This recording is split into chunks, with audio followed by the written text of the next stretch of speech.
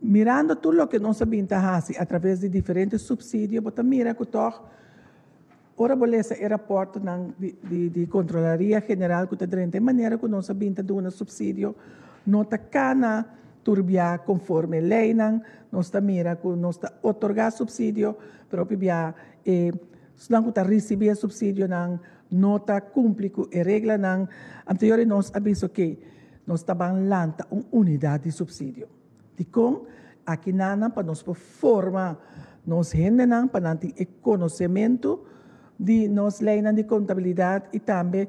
por controlar o qual a instância na subsídio ta club com a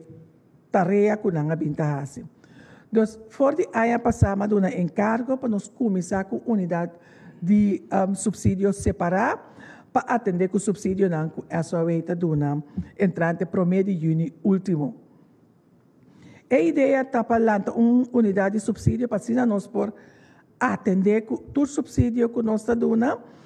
Então, nós está marele, nós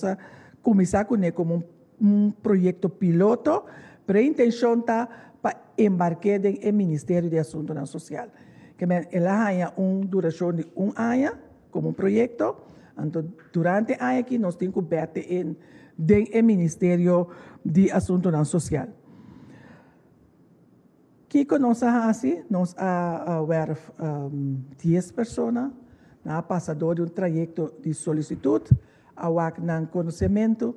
e nós arranjamos sostém aqui de parte do Departamento Social de Hulana, a manda profissional, que a duna curso, como nós temos que evaluar um subsídio. Então, para no momento que você dá um subsídio, é só que pede subsídio que está cumpre com a regra, como nós temos que como temos que atender com ele, e esse é o lugar, e pensei também, me está somente contente de mirar e acaba com o subsídio está operacional e nós também começar com o subsídio de aqui.